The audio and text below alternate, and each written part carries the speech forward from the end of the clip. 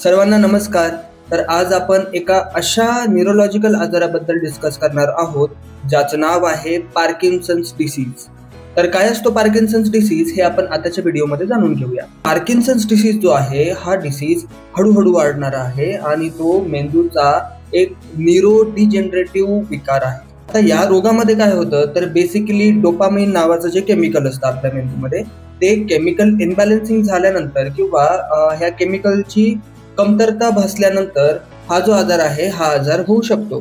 Dopamine नावाचं जे chemical आहे आपल्या मेंदूतलं, हे मेंदूतलं केमिकल व्यक्तीच्या हालचाली किंवा मुवमेंट आपण त्याला म्हणतो, हे नियंत्रण करण्यासाठी खूप महत्वाचं असतं.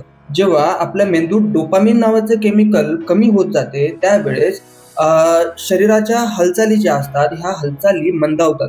जर आपण विचार केला की पार्किन्सन्स डिसीज का होतो, तर कॉजेसमध्ये आपल्याला ह्या गोष्टी कळतात की जेव्हा व्यक्तीच्या ब्रेनमध्ये पेशींचा म्हणजेच न्यूरॉन्सचा जेव्हा मृत्यू होतो त्यावेळेस पार्किन्सन्स डिसीज सारखा आजार होऊ शकतो.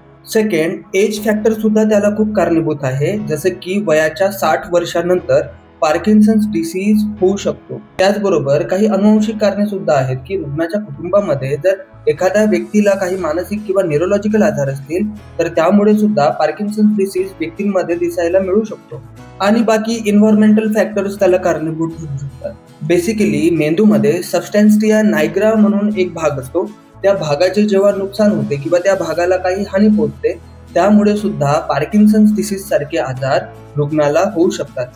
जर आपण टाइप्स ऑफ पार्किन्सन्स डिसीजचा जर का विचार केला, म्हणजेच पार्किन्सन्स डिसीजचे प्रकार काय काय आहेत याचा जर विचार केला, तर याच्यामध्ये पहिला प्रकार आहे इडिओपॅथिक पार्किन्सन्स डिसीज. आता इडिओपॅथिक पार्किन्सन्स डिसीज जो आहे हा पार्किन्सन्स डिसीज मधला सर्वात सामान्य प्रकार आहे. याचं जे कारण आहे हे कारण आतापर्यंत काही डिक्लेअर झालं नाही. पार्किन्सन्स डिसीजचा दुसरा प्रकार म्हणजे सेकंडरी पार्किन्सन्स डिसीज. आता सेकंडरी पार्किन्सन्स डिसीज काय आहे तर वेगवेगळी औषधं असतील किंवा विषारी पदार्थ असतील किंवा मेंदूच्या इतर दुखापतींमुळे होणारा जो पार्किन्सन्स डिसीज आहे तो आहे सेकंडरी पार्किन्सन्स डिसीज.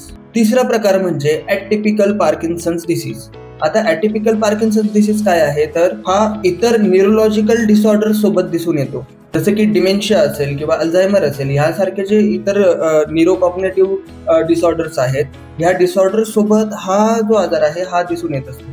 तर आपण विचार केला की पार्किन्सन्स डिसीजचे लक्षणं काय काय आहे, तर आपल्याला असं सांगता येईल की पार्किन्सन्स डिसीज जो आहे हा बेसिकली रुग्णाच्या हालचालींशी संबंधित आहे. आता याच्यामध्ये काय होणार तर रुग्णांच्या हातापायाला थरथर होणार, ह्या पद्धतीने ते करत राहणार किंवा स्टिफनेस त्यांच्या हातापायांमध्ये डेव्हलप होणार किंवा डोक्यामध्ये थरथर थरथर करणार किंवा टिंगलिंग सेन्सेशन सुद्धा त्यांच्यामध्ये दिसायला मिळत असतं. तसंच त्यांचं संतुलन बिघडतं, चालताना पावले लहान लहान पडतात, चेहऱ्यावर त्यांचे भाव कमी दिसायला लागतात.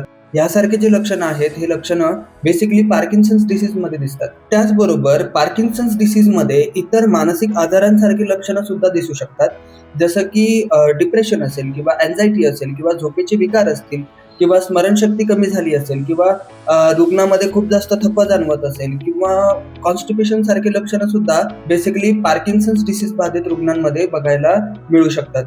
जर आपण पार्किन्सन्स डिसीजच्या स्टेजेसचा विचार केला किंवा टप्प्यांचा विचार केला तर आपल्याला असं सांगता येईल की पार्किन्सन्स डिसीज जो आहे हा हळूहळू वाढतो, परंतु सुरुवातीच्या काळात कुठलीही एका साईडला रुग्णांना थरथर होणे किंवा एक साईड डिफेक्टिव्ह होणे ह्यासारखे लक्षणं दिसतात.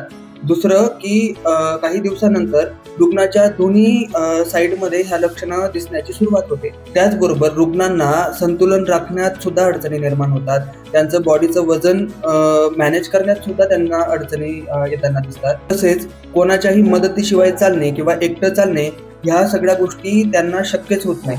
रुग्ण हे पूर्णतः इतर व्यक्तींवर अवलंबून होऊन जातात.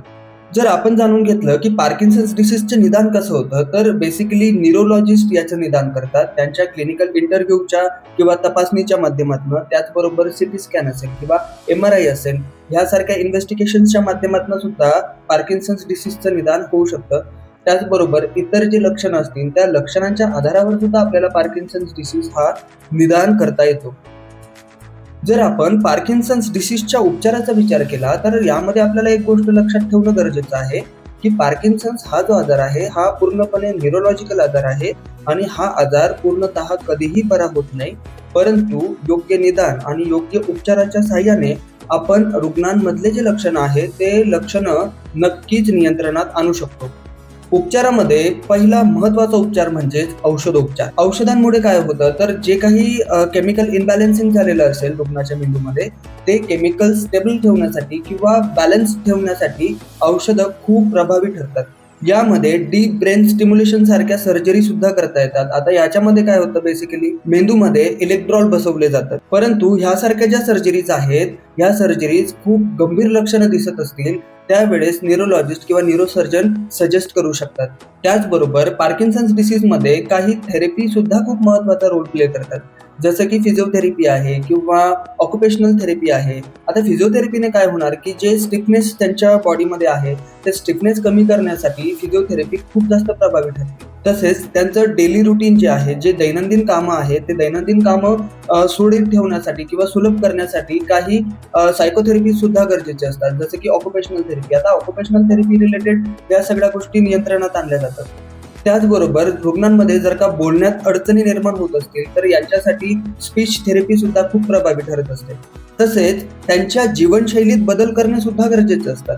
जसे की नियमित व्यायाम करणे, संतुलित आहार ठेवणे, त्यांना समुपदेशन किंवा सायकोथेरपीच्या माध्यमातून मानसिक आधार देणे खूप जास्त गरजेचं असतात. त्याचबरोबर कुटुंबाचा सपोर्ट सुद्धा याच्यामध्ये खूप जास्त प्रभावी ठरत असतं. जसं मी मगाशी सांगितलं की पार्किन्सन्स डिसीज हा जो आजार आहे हा आजार पूर्णतः कधीही बरा होत नाही, परंतु योग्य उपचाराने आपल्याला रुग्णांमधले जे लक्षणं आहेत ते लक्षणं नक्कीच नियंत्रणात आणता येतात.